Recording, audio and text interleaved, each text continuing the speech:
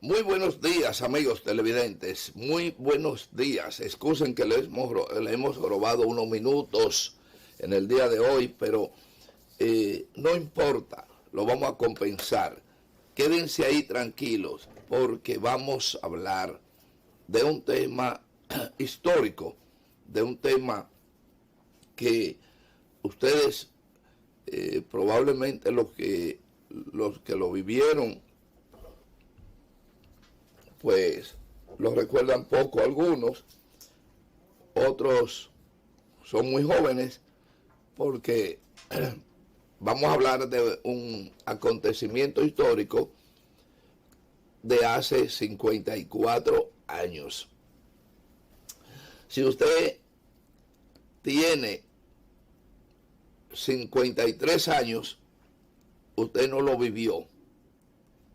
Así que para haberlo vivido, debe tener 64 años para darle 10 años al menos, y entonces usted podrá decir que usted vio, que fue testigo de ese acontecimiento. Miren, señores, producto de la intervención norteamericana de 1965, se creó un gobierno provisional para ordenar y organizar unas elecciones en el año 1966. O unas elecciones no en el 66, sino unas elecciones que serían la solución del conflicto que había dejado la lucha contra las tropas invasoras, mientras que las fuerzas constitucionalistas pedían el retorno directo de Juan Bosch para continuar el periodo constitucional, que fue interrumpido 7 meses después de Juan Bosch estar en el poder. Es decir, más de 3 años le quedaba legalmente al profesor Juan Bosch cuando fue interrumpido el periodo constitucional con un grosero golpe de Estado organizado por fuerza interna y externa. Ese golpe de Estado trajo como consecuencia un movimiento cívico-militar en el 1965, es decir, alrededor de 2 años, para restituir la constitucionalidad con Juan Bosch a la cabeza. Ese movimiento, encabezado por un grupo de honestos militares de la época y una buena parte de la sociedad civil y política, pues hizo el reventar la acción militar, que inmediatamente fue intervenida por la tropa norteamericana a solicitud legal de las partes más conservadoras de la cúpula militar y política del país. Para eso usaron una firma legal, un pretexto, y llamaron a un coronel cualquiera, que resultó ser Pedro Bartolomé Benoit, quien firmó una carta pidiendo la intervención norteamericana. Se la llevaron a los comandantes militares, quienes inmediatamente ordenaron el desembarco. Eso fue un pretexto, como quiera iban a hacerlo. Pero el triste recordado general de hojalata, Inver Barrera, era el muñeco de acción que utilizaron los interventores militares para todas las tropelías que se cometieron en el curso de la historia que contaremos. Había ocurrido un día 19 de mayo, había ocurrido una triste batalla desigual donde murió el comandante Fernández Domínguez. Como se había enterrado en Santiago de los Caballeros, entonces, meses después, la cúpula constitucionalista que encabezaba el coronel Camaño fueron a Santiago a rendirle honor al comandante muerto en el intento de la toma del Palacio aquí en la capital. Pero como era de Santiago, se había enterrado en Santiago y allí fueron sus compañeros con el fin de rendirle honores, y en aquella ciudad fue organizado por la fuerza conservadora, los vendepatrias y todos un contingente de militares mandado por la tropa que dominaban la parte conservadora anticonstitucionalista. ¿Qué ocurrió, señores? Que mientras los constitucionalistas estaban en el Hotel Matón almorzando,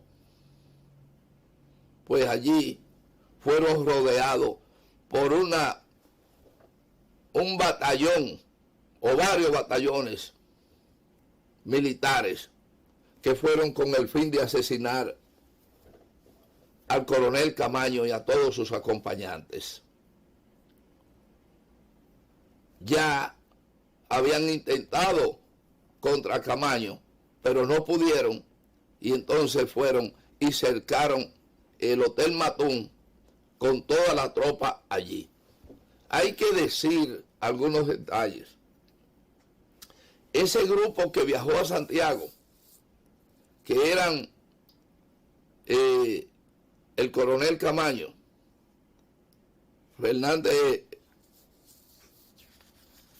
Lora Fernández, uno de los grandes militares del movimiento constitucionalista y de la Fuerza Armada Dominicana,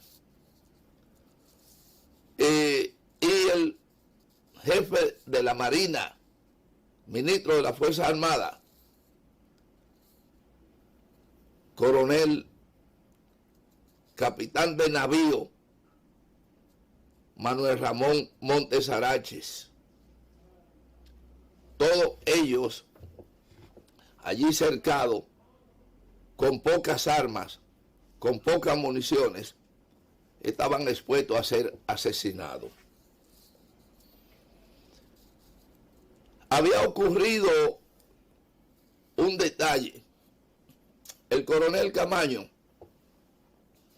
había pedido a los acompañantes que no llevaran armas, porque se suponía que se iba a un acto solemne donde ya no había hostilidad de carácter militar. Y hay que revelar algo. Montes Arache, que era un hombre de acción, un hombre de grandes cualidades militares, desobedeció en gran parte la orden de su jefe, y en algunos de los maleteros de los vehículos pusieron algunas armas. Y eso determinó que los constitucionalistas no fueran totalmente exterminados en el Hotel Matún. Al ocurrir los ataques, el Comando Militar Constitucionalista se ordenó en el interior del hotel e inició una defensa contra el ataque despiadado que realizaban las fuerzas militares anticonstitucionalistas. En ese ataque tuvieron que detener la marcha hacia el hotel porque la resistencia selectiva lo iba diezmando. Pero no se trata de un ataque, una escaramuza, señores. Aviones, óiganlo bien, aviones y tanques de guerra eran parte de los armamentos que apuntaban contra el Hotel Matún y contra los pocos hombres que había allí, porque por más cantidad de hombres en aquellas circunstancias eran muy pocos en relación a los atacantes. Además, la gran mayoría de los que estaban allí eran civiles desarmados, totalmente desarmados. Pero ¿qué ocurrió frente a aquel feroz ataque criminal?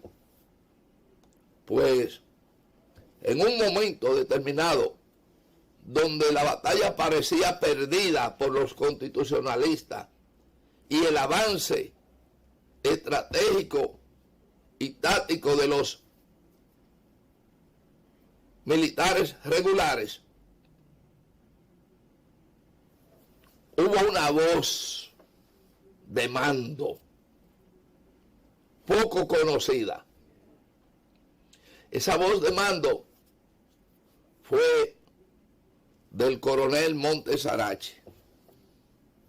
El coronel Montes Arache, ante aquel avance, protegido por tanques, Montes Arache, en un breve estudio panorámico, bajó de la planta donde estaba y llamó a un soldado. En ese entonces un sargento. Le dijo: sargento, sí señor. Y le entregó una granada con el lanzagranada.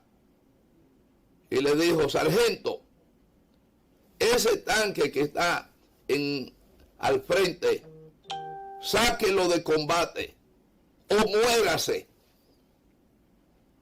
El sargento le dijo: sí señor. Y aquel sargento, con su fusil, instalándole el lanzagranada, se acercó todo lo que pudo para no fallar, y recordando la orden que tenía: elimine el tanque o muérase. Mientras todo el mundo que oyó la orden se quedó a la expectativa del resultado que tendría aquel soldado. Aquel soldado, un hombre entrenado, hombre rana, pues tomó las medidas necesarias y se acercó y al fin disparó su granada, con el resultado, señores, el tanque totalmente fuera de servicio, eliminado. Y ante aquella situación comenzó la retirada cobarde de los atacantes. Ese testimonio que estamos dando tenemos tiempo de confirmarlo, porque ese sargento hoy es un coronel activo de las Fuerzas Armadas. Está vivo, coronel activo de las Fuerzas Armadas, asistente del coronel Montes Arache. Aníbal López, coronel Aníbal López, es el autor de esta historia que contamos. A partir de ahí, al darse cuenta las tropas cobardes que actuaban por mandatos de oficinas, de oficiales, de altos oficiales irresponsables, entonces allí comenzaron los propios interventores a flexibilizar y a minorar, porque además en el hotel había 1 o 2 funcionarios de la embajada norteamericana,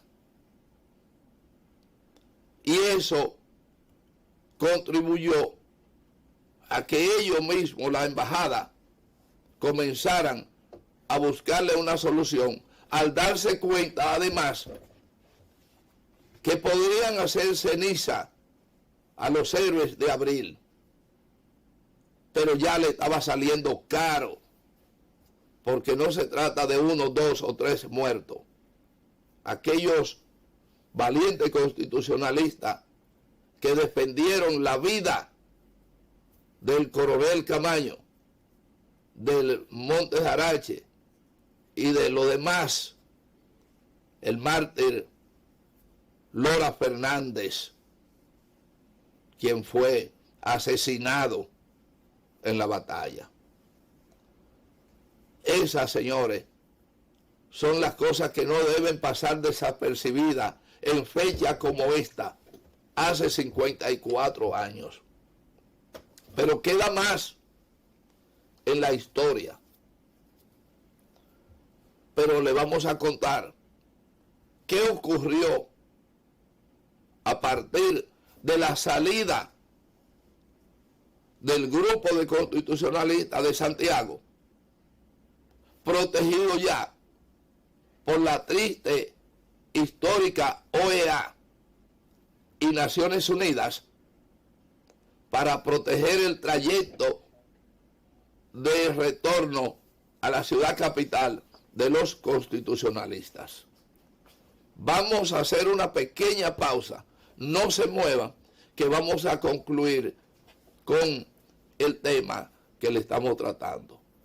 Señor director.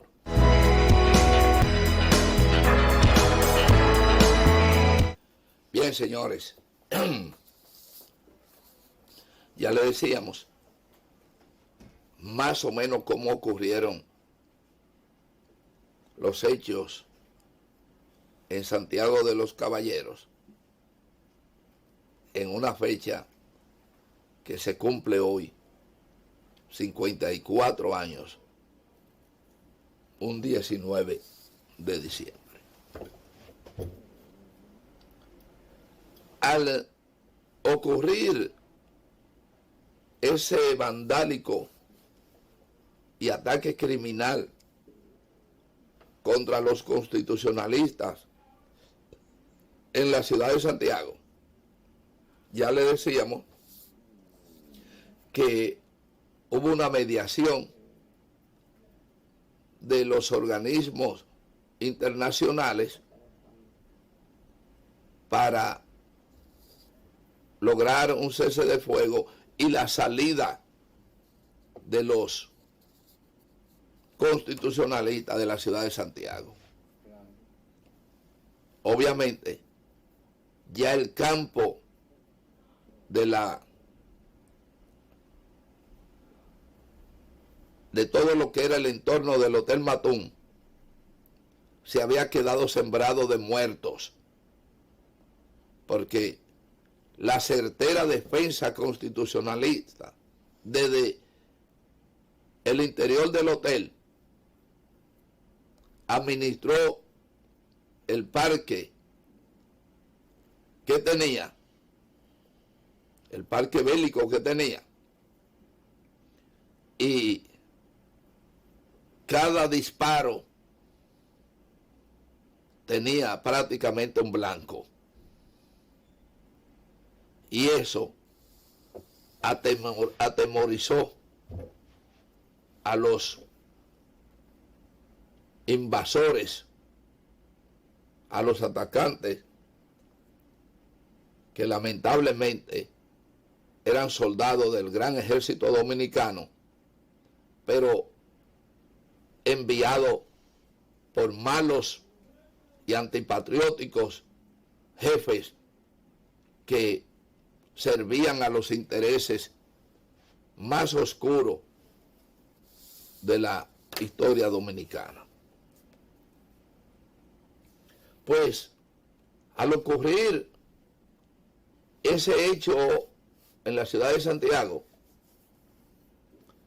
recuérdense que hace 54 años no había internet, no había facilidad de comunicación, y ellos cortaron la comunicación telefónica de Santiago hacia la capital, con todo un plan para evitar de que la noticia se pudiera dar de lo que estaba ocurriendo. Pero, como quiera, se supo, y la juventud de nuestra época inmediatamente, bajo un llamado donde uno de esos jóvenes de la época, destacado mártir de nuestra historia, Amaury Germán Aristi, y otros compañeros, sublevamos a la población frente a lo que, en apoyo a los constitucionalistas en Santiago. En ese entonces existía, aunque existe todavía el negocio, pero existía en la calle Palo Hincado, esquina Juan Isidro Pérez, un restaurante que se llamaba para entonces La Freiduría. En ese local nos concentramos algunos jóvenes constitucionalistas para buscar opciones de acciones para proteger a los cercados compañeros constitucionalistas en Santiago, en el Hotel Matún. Ahí se plantearon dos actos importantes. Uno, ir a pocos pasos del lugar donde ya cité, al cuartel general de bomberos, para hacer sonar la sirena de los bomberos, que en aquella época, en casos como ese, o cualquier noticia importante, se hacía sonar la sirena de los bomberos, llamada La Becerra. En ese entonces, quien les habla era bomberito, voluntario de los bomberos, y valiéndonos de esa familiaridad, se me designó con otros para ir a hacer sonar la sirena de los bomberos, mientras otro grupo, donde estaba Amén Abel, Diomedes Mercedes, y otros, Ulises Cerón Polanco, pues tomarían a Radio Guarachita que estaba al frente de la freiduría. Y efectivamente, cada uno salió a su misión, uno hacia Radio Guarachita y otros fuimos al cuartel de bomberos, al cuartel general de los bomberos. Ambas cosas se dieron, sonamos la sirena de los bomberos y Radio Guarachita difundió los detalles de lo que estaba ocurriendo en la ciudad de Santiago contra los constitucionalistas. En ese entonces, Radio Guarachita era la referencia de la comunicación radial en la República Dominicana.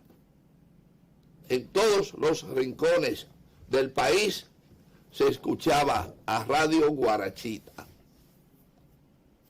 Y ese anuncio por Radio Guarachita desbordó a la población de esta capital para a la calle. Los cuarteles, las estaciones policiales que ya se habían instalado, producto de la negociación y finalización de la guerra, comenzaron a ser asaltadas en todos los barrios para la gente armarse de nuevo y apoyar a los constitucionalistas.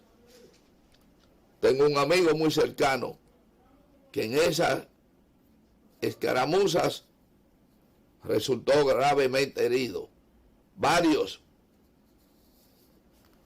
entre ellos este servidor. 19 de diciembre del 1965, una fecha luctuosa en la historia dominicana. Al ocurrir esto que narramos, pues las tropas comenzaron a retirarse, los cuarteles comenzaron a quedarse vacíos, porque el temor a la hueste humana que se organizaban en los pequeños parques, en las calles, en todo lado, habían grupos de jóvenes preparando estrategias para volver de nuevo a la acción cívico-militar. Fue una tragedia, en realidad, que rápidamente fue controlada porque se dieron cuenta los invasores y los asesores de que si ocurría eso a nivel nacional, la situación iba a ser muy difícil para el ya instalado gobierno provisional que presidía el doctor Héctor García Godoy. Que sepan, amigos televidentes, que todo eso ocurrió ya finalizada la guerra, organizando el sistema electoral, lo que resultó ser un matadero electoral, pero ya bajo los acuerdos nacionales e internacionales, la guerra había terminado. Miren imágenes, esas son tropas yanquis registrando a los jóvenes transeúntes en las calles de la capital dominicana. Entonces, en esa circunstancia, ya gobernaba el presidente provisional Héctor García Godoy, quien tenía el compromiso de organizar unas elecciones bajo la ocupación militar, como ustedes la ven ahí, bajo la ocupación militar norteamericana, se organiza aquellas dichosas elecciones que ponen a ganar al presidente Joaquín Balaguer. Eso, señores, ocurrió un día como hoy. Y yo le pido a ustedes, a cualquiera de ustedes, que han oído esta narración, que salgan y compren cualquiera de los periódicos nacionales. Cómprelo y ojelo a ver si alguno de ellos reseña esta historia. Y si no es así, usted tendrá que ponerse de acuerdo conmigo y apoyar, diciendo que la prensa en este país no sirve ni siquiera para usarla en los sanitarios. Lamentablemente. En este caso no voy a decir alguna de la prensa, toda la prensa tradicional, todas sin excepción, no son capaces, ni editorialistas, ni títulos, absolutamente nada. Cuando ustedes ven un pueblo que los medios de comunicación como aquí, en una fecha como hoy, no son capaces de dedicarle una primera plana a un hecho como ese que estamos narrando, es porque están podridas del entusiasmo moral, sin entusiasmo moral. Ellos, sus directores y los dueños de los medios. Es una lástima. Me da una tristeza. Y no es porque sienta, claro, lo siento desde un punto de vista, pero lo hablo desde un punto de vista periodístico, ético, moral. Señores, es inadmisible que esos medios, especialmente los medios escritos, no tengan al menos una dedicación en el día de hoy a ese hecho que hoy cumple 54 años. Qué lástima. Qué lástima. Y podemos poner en fila a los dueños de los 7 medios escritos de este país, de los 8, incluyendo la Información de Santiago. Ponerlo en fila y de manera moral,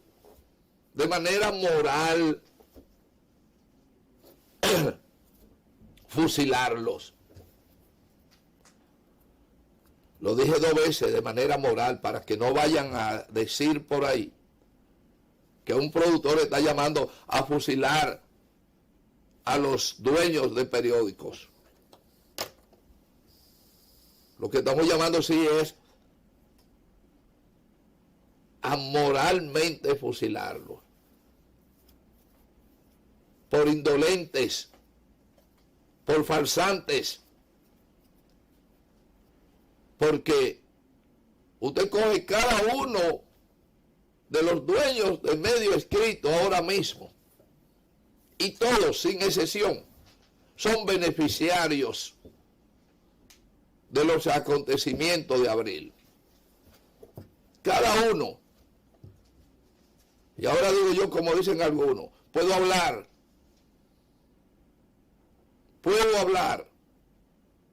uno por uno y decir por qué cada dueño de los medios tienen deuda con la historia dominicana y se beneficiaron de esos acontecimientos. Eso es los dueños. Y si cogemos los directores de cada uno de esos medios también, podemos hacer historia de cada uno de ellos. para que hoy no sean capaces de recordar esta historia, para que sirva como educación.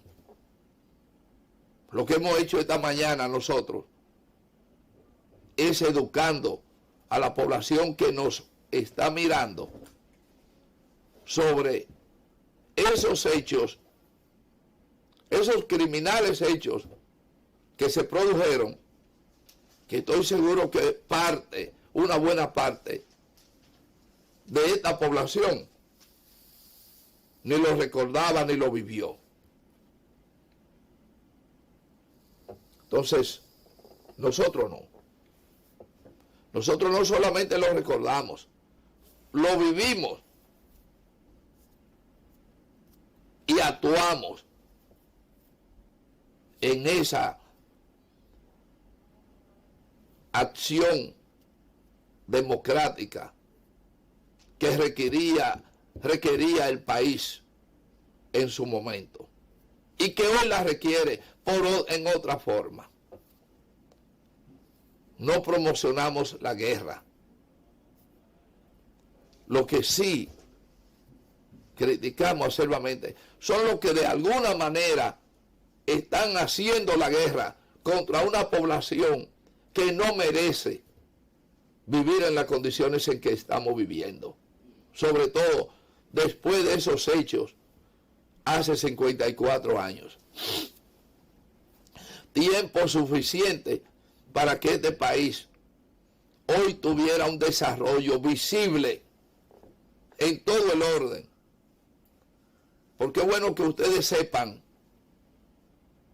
que en esa época, hace 54 años, nosotros teníamos mucho más nivel que pueblos que hoy son miembros de las primeras economías del mundo. En el año 1965, en el año 1963, este país tenía mejores condiciones que Taiwán, Singapur, Malasia, Corea y otros países que hoy ocupan lugares importantes en el desarrollo económico y político. Pero esa grosera acción contra el gobernante democrático que le tocó al país en el 1963 ha sido causa de todo un atraso y el nivel de corrupción en que estamos viviendo. Ese hecho, ese criminal hecho, que todavía hay actores protagonistas de ese crimen vivos que andan por ahí desafiando toda acción democrática todavía. No solo viven, no solo se conforman con vivir, sino que viven desafiando cualquier acción democrática. Algunos de esos protagonistas negativos, como uno que se acabó de morir hace unos días, un célebre general de hojalata llamado Inver Barrera, que un paquete de ignorantes les rinden pleitesía. Eso, señores, no tiene nombre. Ese general de hojalata, causante de tantos daños a este país, lo enterraron con honores. Le rindieron pleitesías. Porque la ignorancia y la cobardía todavía son parte intrínseca de este pueblo. Y ojalá que no es un programa que estamos refiriendo. Ojalá que parte de esta intervención que hemos tenido sea asimilada por algunos, pura y simplemente, y que la multipliquen. No puedo seguir más porque Marlon no me deja cada vez que estamos hablando de estas cosas. Marlon, por mandato del doctor Miguel Gil, interviene, así como intervinieron los americanos a la conciencia nacional, me intervienen en este programa, apoyado por el tiempo. Está muy bien.